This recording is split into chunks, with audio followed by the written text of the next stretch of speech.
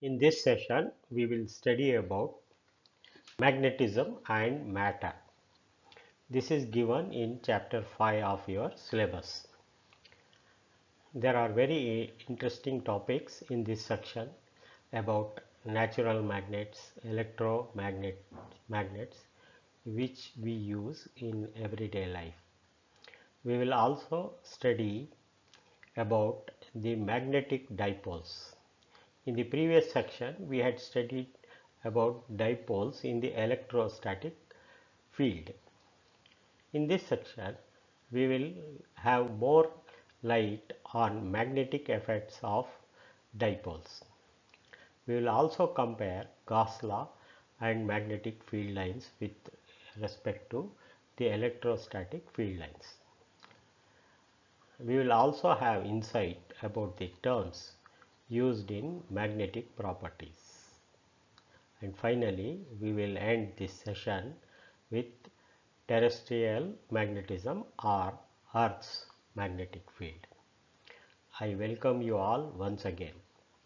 Please note down all the important points discussed in this session attentively and go through the diagrams and the concepts again and again so that you will have better understanding of magnetism and matter.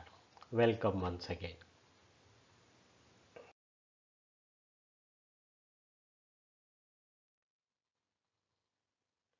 Magnetism and matter.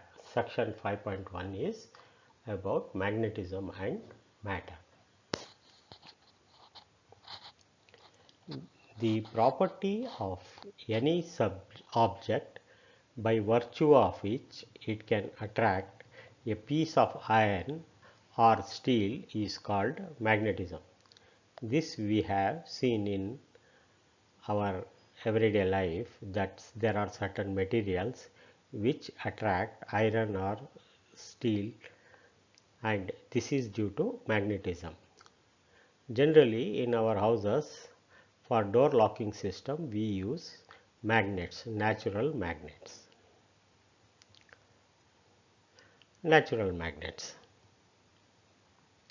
A natural magnet is an iron core Fe3O4 which attracts small pieces of iron, cobalt, nickel towards it. Magnetite or lodestone is also a natural magnet. Commonly, steel is used as a permanent magnet. Please see the diagram. A bar magnet is shown, a natural bar magnet is shown here, which has two poles, one south pole and one north pole. And there are two lengths. One is geometrical length, which is measured from end to end, and there are certain points P given, and the distance between them is magnetic length. Artificial magnets or electromagnets. A magnet which is prepared artificially is called artificial magnet. Example, bar magnet, an electromagnet, a magnetic needle or horseshoe magnet, etc., soft iron, etc., are artificial or electromagnets. Here, wire is wound over the metallic surface, iron cores, and when current is passed, it acts as an electromagnet. According to molecular theory, every molecule of magnetic substance, whether magnetized or not, is complete magnet by itself. That means molecular theory says that every molecule is a magnetic substance. A wired coil wound on an iron core carrying a current forms an electromagnet. That means a current carrying coil forms an electromagnet. The strength of magnetic field is determined by size of the current. Electromagnets are used in the industry for sorting scrap material. Bar magnets. Properties of bar magnets. The poles of a magnet are 2 points within the magnet. The poles, this P and this P, these are the 2 poles. The poles of a magnet are at 2 ends are the poles of the magnet at which the entire magnetism can be assumed to be concentrated. The entire magnetism is concentrated on these 2 points. The poles always occur in pairs and they are equal and opposite. Unlike electrostatics where charges are different, Q1 was different, Q2 was different, Q0 was different, but here in a bar magnet the strength, pole strength is same, and the poles always occur in pairs. There are 2 poles always.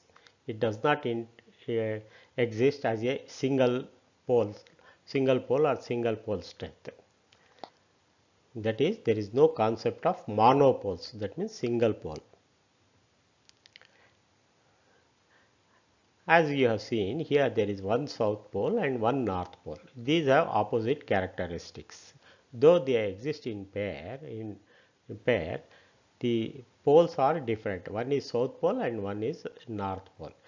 Like poles repel and unlike poles attract. Suppose we bring another magnet, bar magnet, near to this. If that north pole of the other magnet too is brought near the north pole of this, they repel.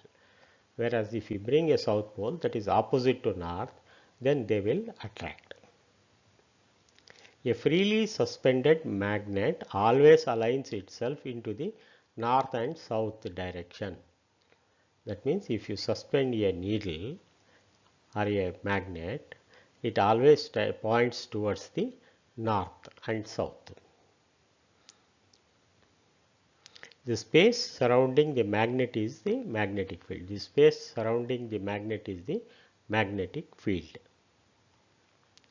A magnet produces a vector field. That is, the magnet produces vector B at all points in the space around it. So, there is a magnetic vector B surrounding the magnet. Moving electrically charged particles such as a current in a wire creates a magnetic field. That means if you pass a current in a wire, that is a moving electrical charge.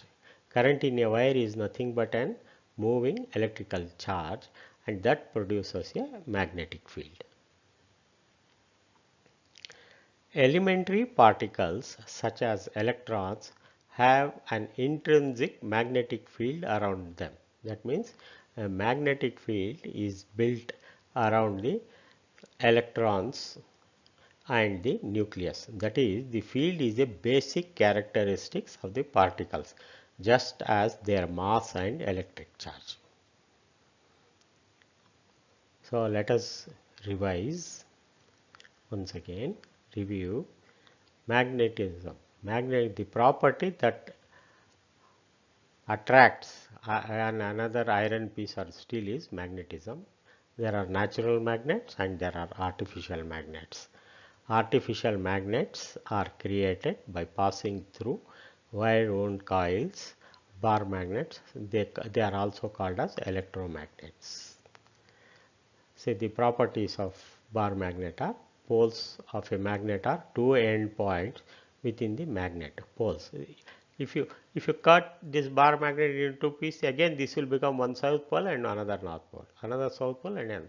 That means the poles S and N cannot be separated. It is always existing there. The poles of a magnet are 2 end points within the magnet at which the entire magnetism can be assumed to be concentrated. The poles always occur in pairs and they are equal in strength. Like poles attract and unlike poles, like poles repel and unlike poles attract.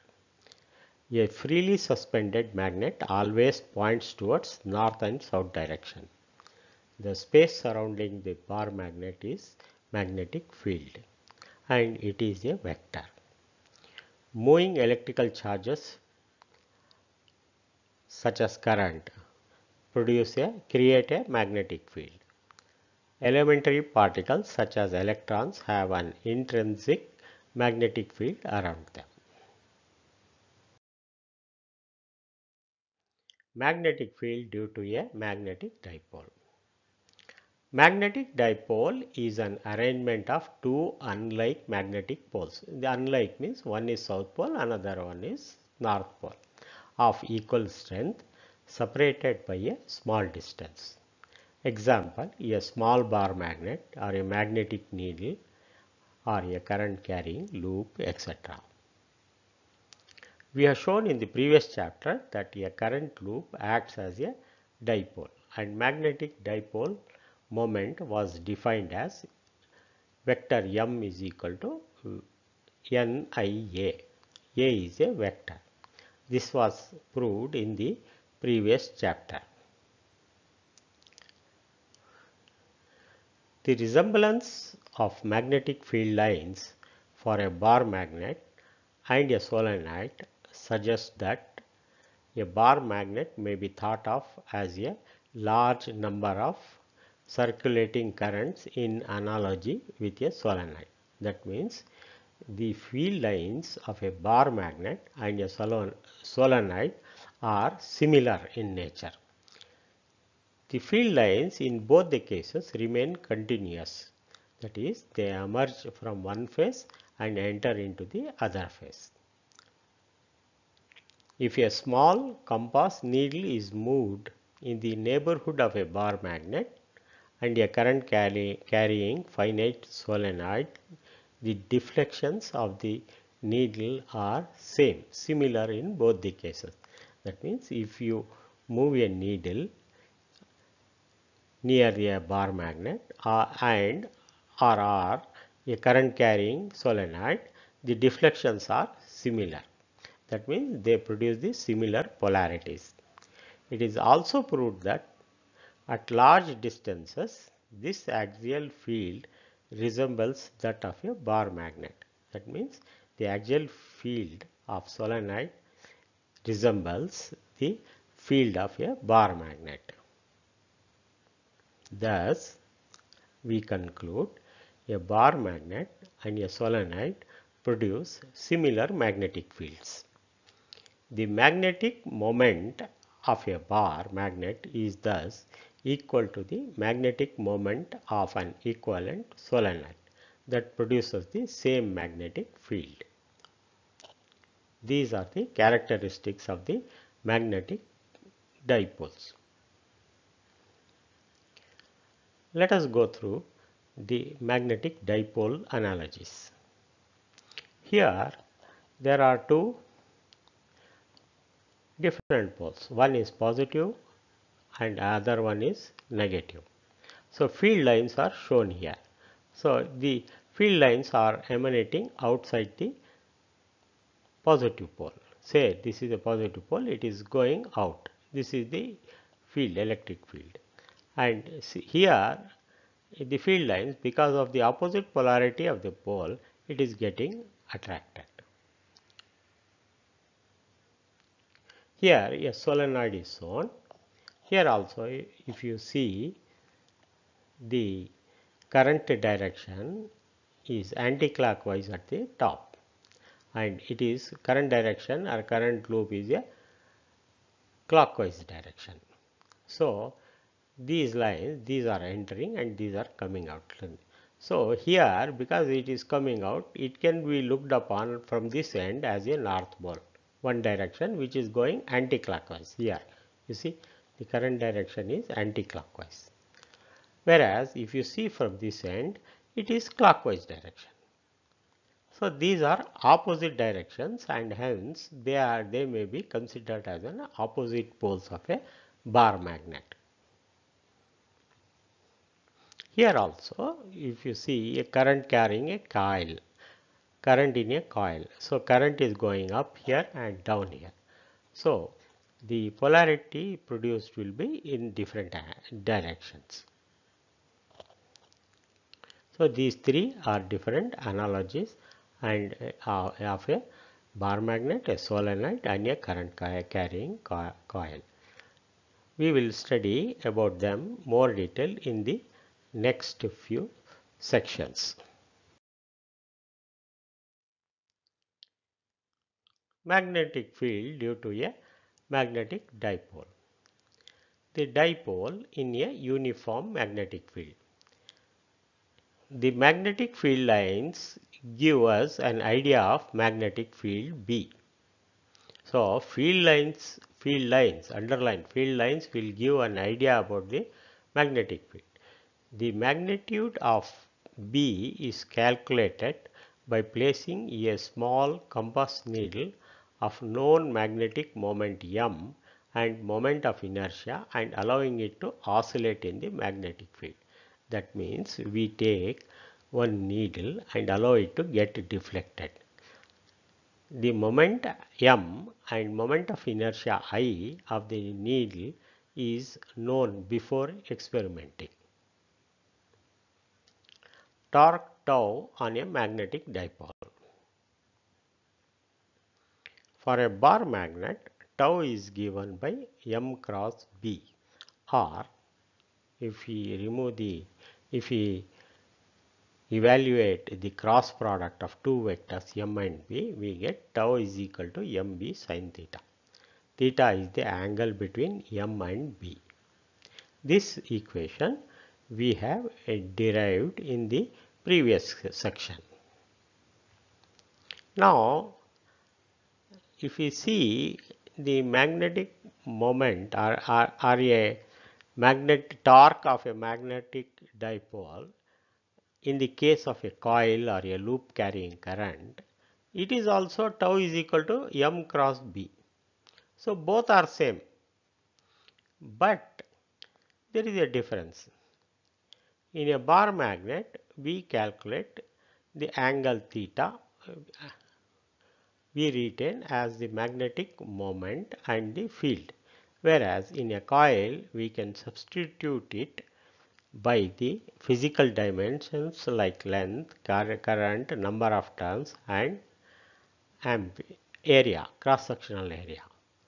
That means in case of coil we get field density, current, number of coils and cross-sectional area.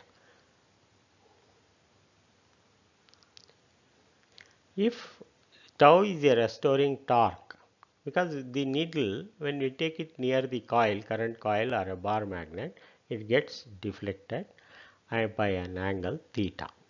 And in this case we will calculate the restoring torque due to the magnetic dipole moment and the field, magnetic field.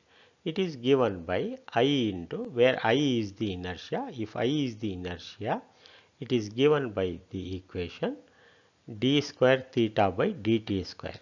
I into d square theta by dt square, that is equal to minus mb theta. Please remember this equation.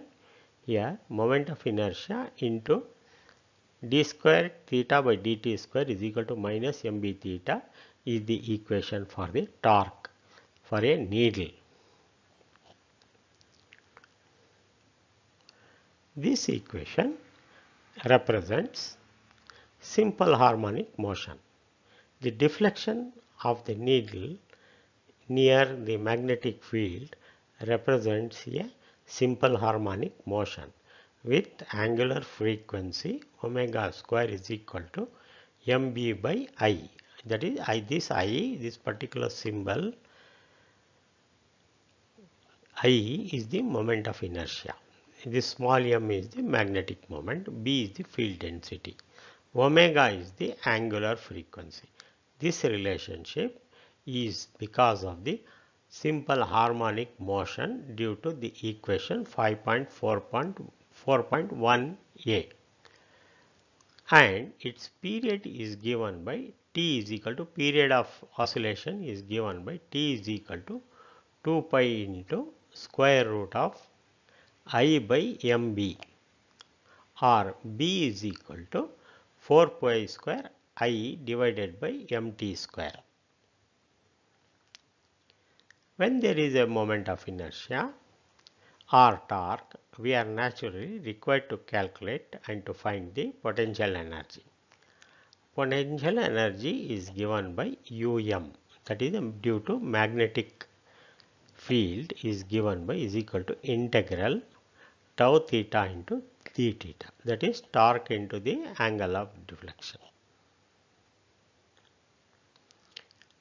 So substituting the values of tau theta from this equation mb sin theta, m by sin theta, we get integral mb sin theta d theta equals minus of mb cos theta. It shows the restoring torque and the deflecting torque are of opposite direction, are in opposite direction. Therefore, we will find out the magnitude of potential energy for different angles. When theta is equal to 90,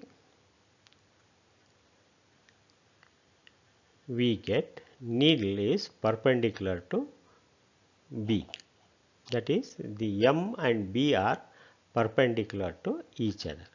Therefore, the potential energy is 0 because cos 90 is 0.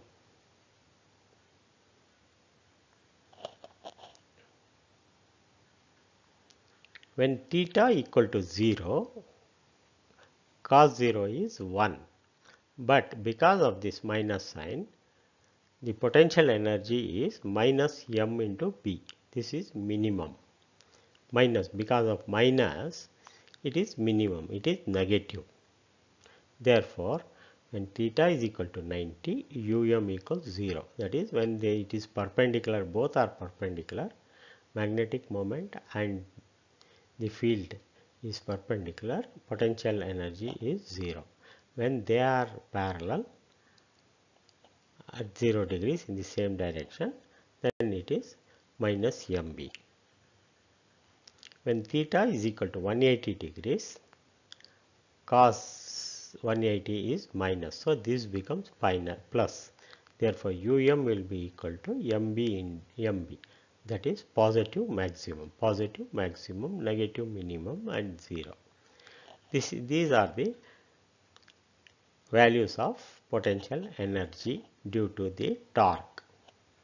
When we take a small compass needle of known magnetic moment m and moment of inertia, and when it oscillates, its oscillation is simple harmonic motion.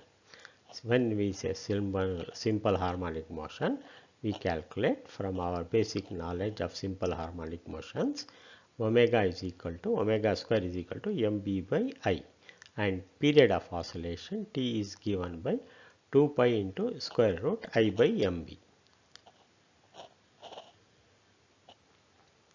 The SI unit of magnetic dipole moment is joules per Tesla or ampere meter. Having studied about the magnetic field due to magnetic dipole in the previous case, we will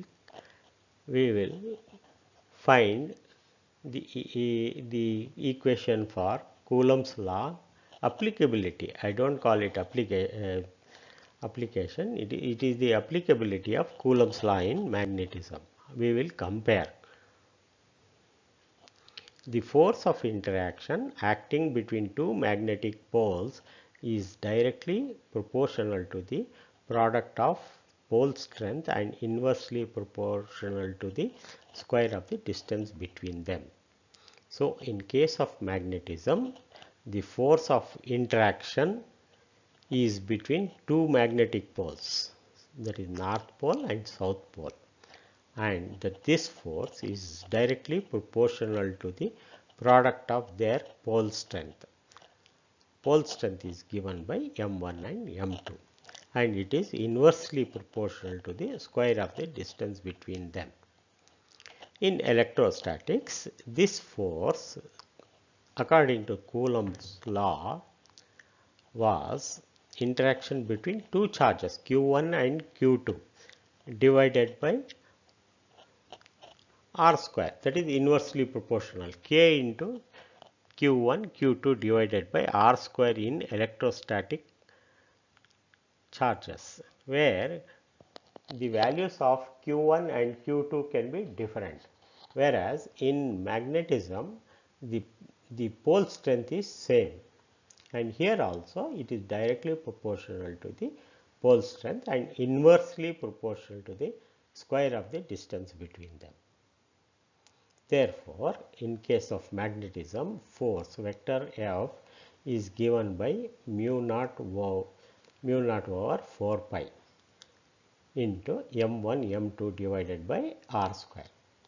F is the force, mu naught is the absolute permeability, m1 is the pole strength of one pole and m2 is the pole strength of the second pole, and their distance of separation is r square. In electrostatics, this was given by F is equal to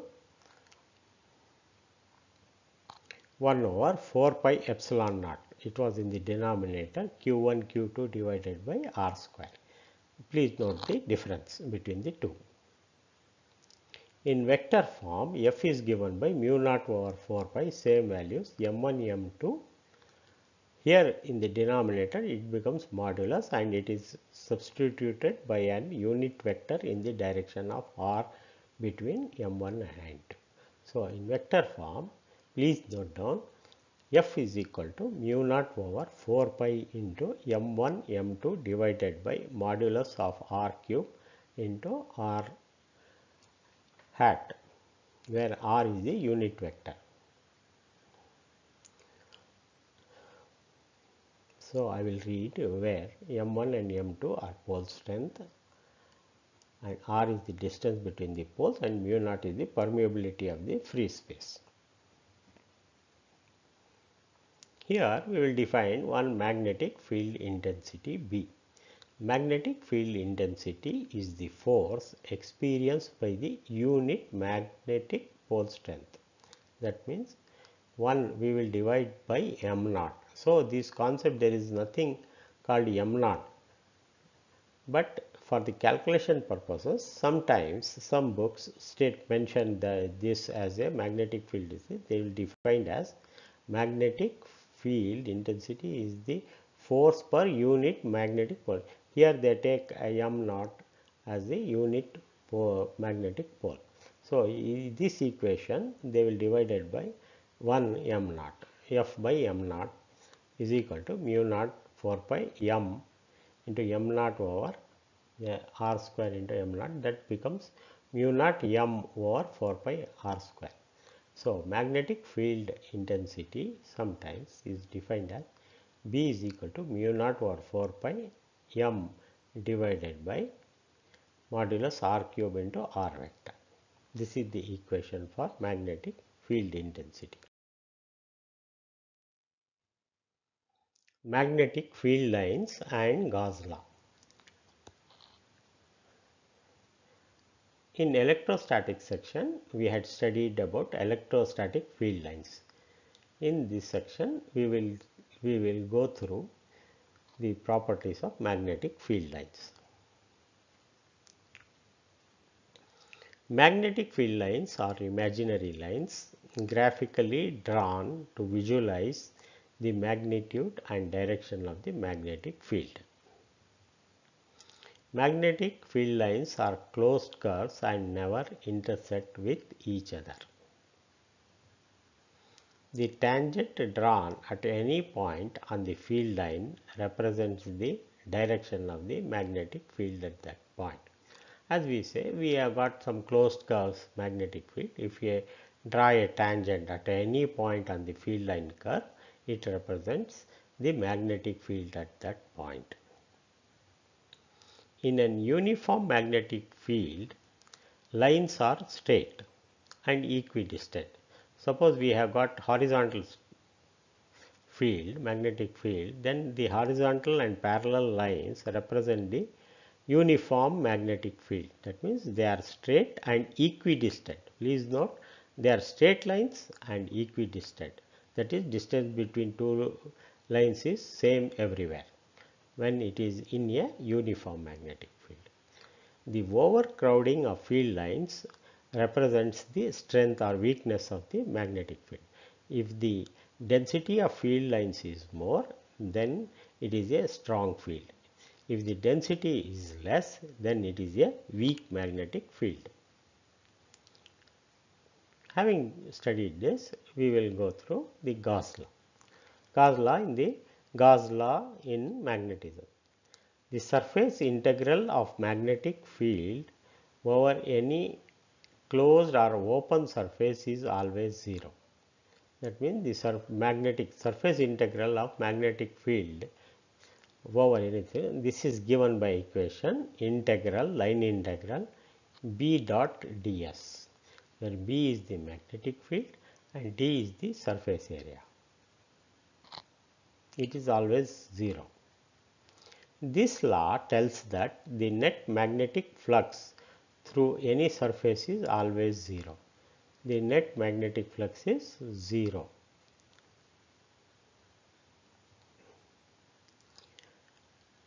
When we are required to calculate the magnetic field intensity or magnetic field over a certain area, we have to consider a small vector area element ds of a closed surface. See, this is a closed surface. Please see the diagram on the left hand side. This is a closed surface, yes. And here in this area we are considering a small element, surface element delta S. The magnetic flux through delta S, that is, the magnetic flux is normal, delta S is defined as delta phi into B is equal to, B dot ds, where B is the field at ds, and we divide S into many small area elements and calculate the flux through each. So, we study at the total flux, calculate and divide it into small elements. The net flux phi B is given by delta phi B is equal to phi suffix B is equal to sigma delta phi B, that is equal to B dot ds, that is equal to 0 as per the Gauss law. That means phi equals sigma B dot ds is equal to 0. The difference between Gauss's law of magnetism and that of electrostatics is that the isolated magnetic poles do not exist. In electrostatics, there were isolated charges, one unit charge or one charge point charge we were considering. But in magnetism, there is no isolated magnetic pole. There are no sources or sinks of B. That means there is no source for B. The simplest magnetic element is a dipole or a current loop. The smallest magnetic element is a dipole with 2 poles. 2 equal and opposite poles are a current loop. All magnetic phenomena can be explained in terms of an arrangement of dipoles and all are current loops. So, if you want to calculate various properties like magnetic field, intensity of magnetic field and flux, we have to always consider an arrangement of dipoles and or current loops. We have to consider smaller, whereas in electrostatics we were considering point charge. Here there is no concept of point charge. Here only dipoles or current loops. So, please go through this section 5.4 and note down all important points here. Magnetic fields are imaginary lines drawn to visualize the magnitude and direction of magnetic field. They are closed curves and never intersect one another. The tangent drawn at any point on the field line represents the direction of magnetic field at that point. In an uniform magnetic field, lines are straight and equidistant. See, here the lines are straight, that means it is a uniform magnetic field. They never intersect one another, they are parallel to each other, they are straight. straight lines. Hence, this is a uniform magnetic field B. Gauss law states surface integral of magnetic field also is B dot ds is 0. N is the normal vector here. So, let us go to the next section. Terms used to describe magnetic properties. There are several terms which we use to describe the magnetic properties. First is magnetic flux. The number of magnetic lines of force passing through any surface is called magnetic flux linked with the surface. So, flux is nothing but the magnetic lines per unit area. Therefore, magnetic flux is equal to phi is equal to B into A. That here B into A is a vector dot product of the vector. So, removing the dot sign, we can write it as BA cos theta, where theta is the angle between the magnetic field and the vector A, where B is the magnetic field intensity or magnetic induction. A is the area of the surface. Its unit is Weber. The unit of magnetic field intensity is Weber. Magnetic induction. The unit of magnetic flux is Weber. Okay, I repeat, I am sorry. The unit of magnetic flux is Weber. Please note. Magnetic induction B. Magnetic flux passing per unit normal area is called magnetic induction. That is, the flux which is passing, number of flux lines per normal unit area and normal are called magnetic induction. Magnetic induction is the magnetic flux per unit normal area. That is, B is equal to phi by A. That is, total flux phi per unit area is magnetic field induction. Its unit is Weber per meter square. B is expressed as Webers per meter square. Magnetic permeability mu. Mu, it is the mu, as we have seen in the previous equation, we have used mu sign in various equations for calculating flux density or a magnetic field.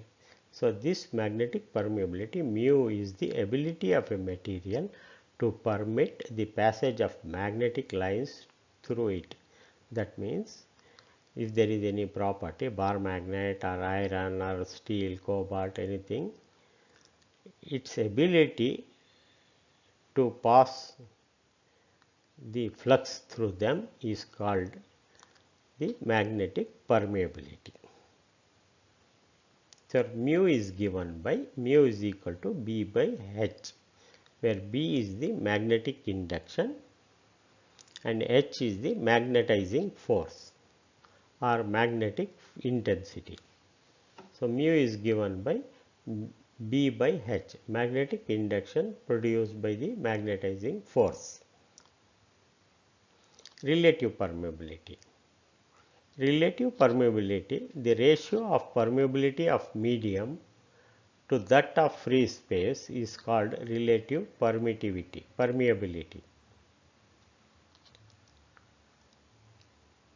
So, mu r is equal to mu by mu naught. So, let us remember the relationship phi is equal to B into A, or that is equal to BA cos theta, or B is equal to phi by A. It says this is the magnetic flux lines per unit area. This is the equation. Please remember B is equal to phi A. Normally we are using this relationship in our numerical examples. We also use the relationship mu is equal to B by H and mu R is equal to mu by mu naught. These three relationships, B is equal to phi by A, mu is equal to B by H and mu R is equal to mu by mu naught are the relationships frequently used in calculations. Intensity of magnetizing field. The degree up to which a magnetic field can magnetize a material is defined in terms of intensity of magnetizing field. That means when we apply a current and try to magnetize a material for making artificial magnet, we pass a current which produces an intensity of magnetizing field H. This H magnetizes the material and this property is called intensity of magnetizing field. This is an external field which magnetizes the magnetic material. Magnetization. When a material is magnetized by placing it in a magnetizing field, the induced net magnetic moment M per unit volume of the material is called intensity of magnetization. It is represented by a vector I that is equal to the net magnetic moment M vector divided by V, where V is the volume. Magnetic susceptibility represented by X suffix M, or sometimes it is called xi M. The ratio of intensity of magnetization I induced in a material for magnetizing force H is called the magnetic susceptibility. It is a scalar quantity and given by the relation xm is equal to I vector I by vector H. And mu also has got relationship, mu is equal to mu naught into 1 plus Im.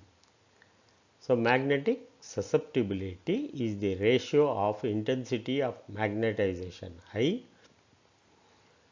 to the magnetizing force H, and the relationship is given by mu equals mu naught into 1 plus xi m. For derivations of these equations, please refer the standard textbooks. It is given there. Our intention for these videos is to simplify the approaches and give a basic concept of the magnetism. Hence, detailed calculations of these relationships are not given here because the syllabus says mention the relationship. So, we are given in the simplest form. Let us continue with our subject. When a material is placed in a magnetizing field intensity of H, induced field I vector is developed, and let the field develop be the net field developed is given by B is equal to H plus I.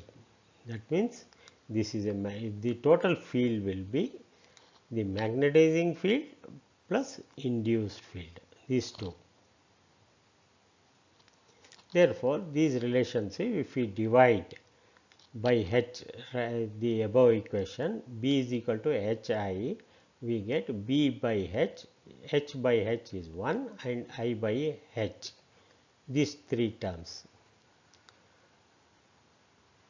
So, relationship B by H is nothing but mu. Please see this relationship, mu is equal to B by H. We represent B by H as mu, that is the permeability, and this is 1 only, and I by H. I by H is susceptibility. This is the relationship. So, therefore, permeability is 1 plus susceptibility. This is the relationship.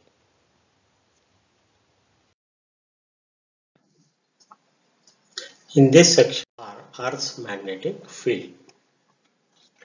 Earth is a huge magnet. The strength of Earth's magnetic field varies from place to place on Earth's surface, its value being of the order of 10 to the power of minus 5 Tesla. Please see the diagram on the right hand side. Ng and Sg represent North Pole and South Pole of the Earth. This is the circle represent the shape of the Earth.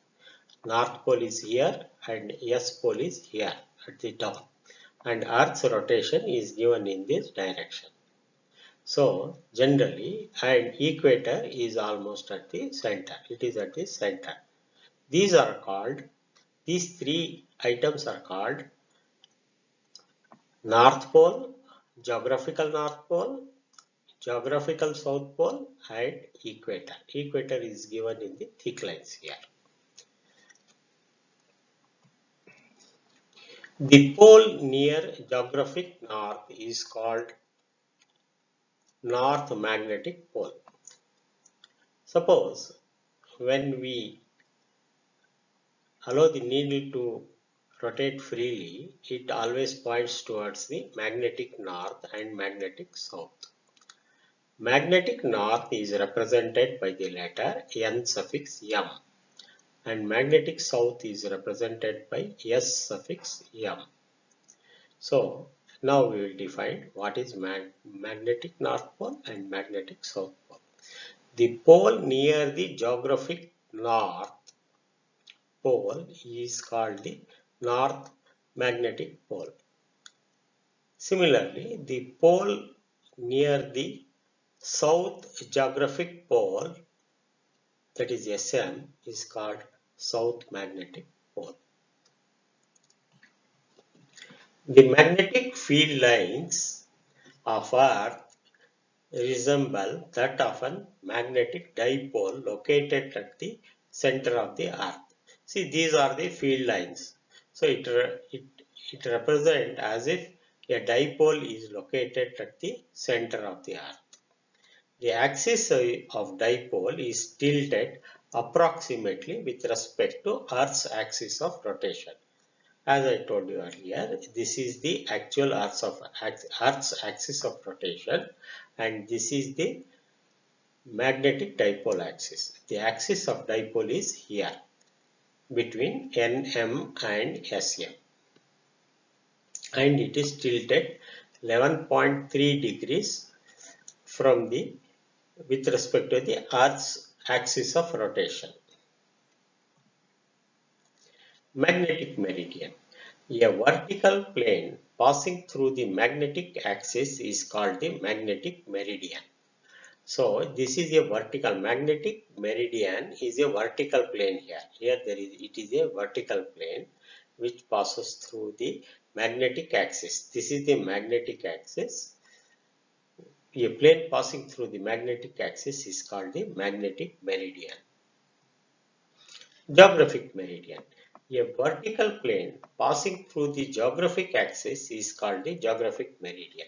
So a vertical plane passing through this geographic axis is a geographic meridian, and the one which passes through the magnetic axis is called the magnetic meridian. The angle between these two meridians is 11.3 degrees. Earth as a giant magnetic dipole. So, Earth possesses the characteristics of a giant magnetic dipole. So, north of magnetic pole is 79.74 degrees north latitude, and its longitude is 71.8 degrees near North Canada. North Canada is here. So magnetic north is somewhere near Canada. Similarly, the south magnetic south has got latitude of 79.74 degrees south, and its longitude is 108.22 near Antarctica. This is near Antarctica. Magnetic latitude. It is defined by the axis of geomagnetic dipole. So the magnetic latitude is defined by the axis of the geomagnetic dipole. If at any place the angle of dip is I and magnetic latitude is lambda, then tan I is equal to 2 lambda. This relationship and explanation about this is given in the next slide, that is slide number section 5.6.2. Similarly, the total intensity of Earth's magnetic field is given by I is equal to I naught into square root of 1 plus 3 sine square lambda, where I naught is equal to m by r. These relationships are given in the next slide. There is another method of showing the magnetic and geographic meridians. It is shown here. The blue rectangle is a magnetic meridian. Magnetic meridian, it is a vertical plane, as we have seen here, that a vertical plane passing through the magnetic axis. This is the magnetic axis. A vertical plane is called a magnetic meridian. This is blue colored magnetic meridian, and the geographic meridian is shown in the partially in the with the orange color. This is the geographic meridian, which is defined as a vertical plane passing through the geographic axis. This orange color is passing through the vertical line, and this blue color is passing through the blue line. So these are called geographic meridians and magnetic meridians. Here also I will explain here. This will be helpful in your next section also. You see, this is a magnetic field here. It has got the total magnetic field of the earth is shown by a vector B. This is the red colored is a B, magnetic earth's magnetic. It has two components, a horizontal component BH and a vertical component BV. So the horizontal component is making an angle delta. Delta, it is shown as the dip in the next, it is explained in the next section 5.6.2. Similarly, the meridian, magnetic meridian and geographic meridian also make an angle theta here. So this will be explained in detail in the next slide. Please remember this diagram: magnetic meridian, geographic meridian, angle of inclination and angle of declination. These three parameters will be explained in detail in the next slide. Please note down all the important points. I will retain it for some time and note down. Please note down.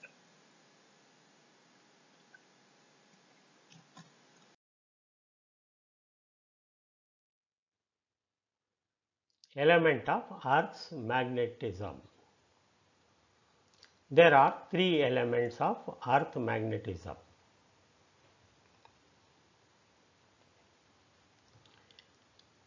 Three elements of Earth magnetism are magnetic declination theta.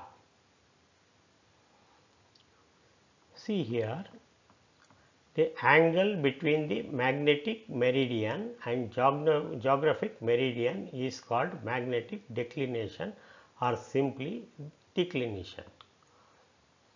Here you please see, the true magnetic north is here in this diagram. True magnetic north is here, and in this diagram true magnetic north is vertical.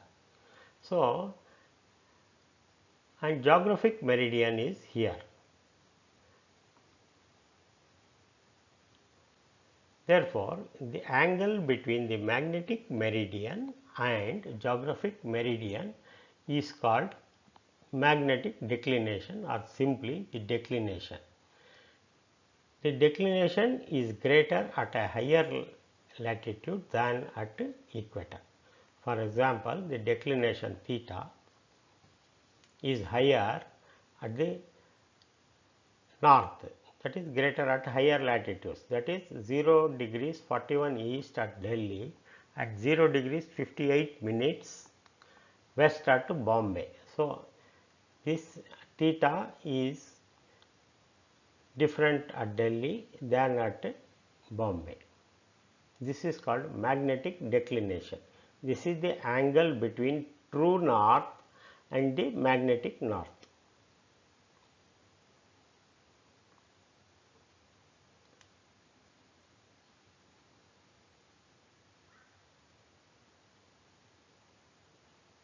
Magnetic, the next element of Earth's magnetism is magnetic inclination or magnetic dip, delta. So, the angle that total magnetic field BE of Earth makes with surface of the Earth is called angle of dip or angle of inclination. BE can be resolved into two components, horizontal component HE and vertical component ZE.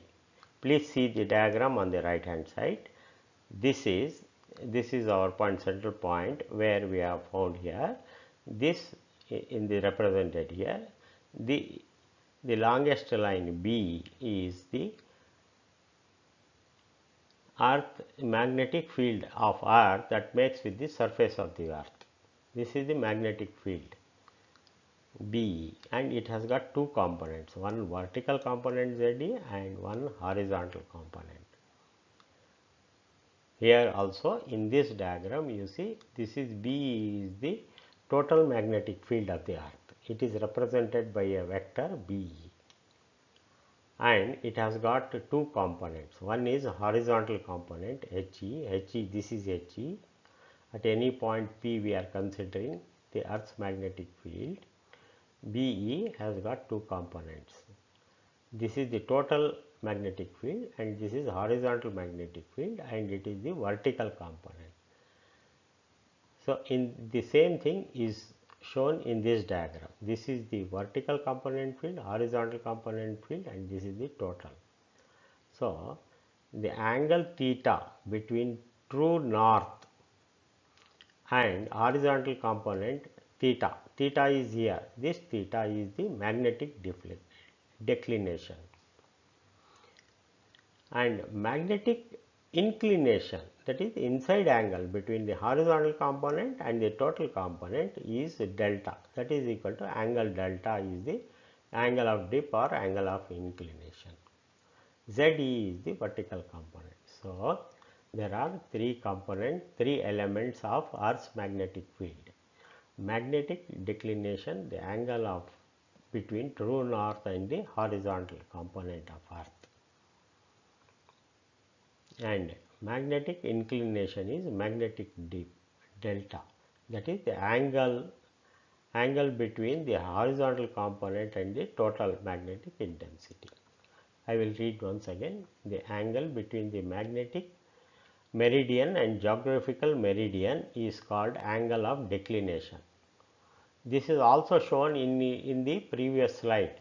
You please note down the angle between the orange colored meridian and the blue color meridian is the magnetic declination. Magnetic inclination is the angle that total magnetic field makes with the surface of the Earth is called the angle of dip or angle of inclination.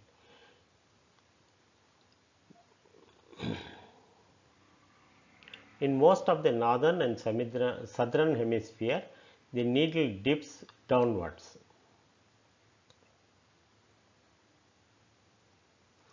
The third element of Earth's magnetism is horizontal component of Earth's magnetic field, represented by letter H suffix E. This is the horizontal component of Earth's magnetic field. Here it is shown as the Earth's horizontal component. If B is the total Earth's magnetic field, then HE is equal to BE into cos delta. So this is the vertical component, horizontal component. So therefore HE is given by BE cos theta, because it is a adjacent side. The vertical component of magnetic field is ZE. ZE is equal to BE sin delta.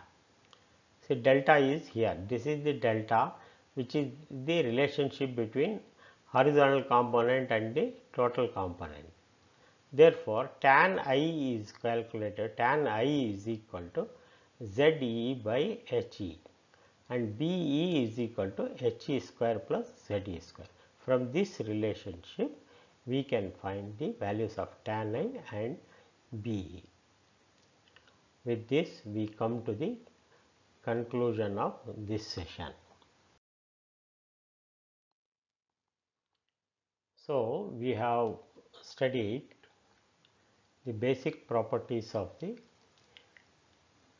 basic concepts of Earth's magnetism and matter. In the next chapter, we will study classification of magnetic materials, wherein we will study the diamagnetic, paramagnetic, ferromagnetic materials, and we will compare each and every one of them. We will also study about hysteresis losses.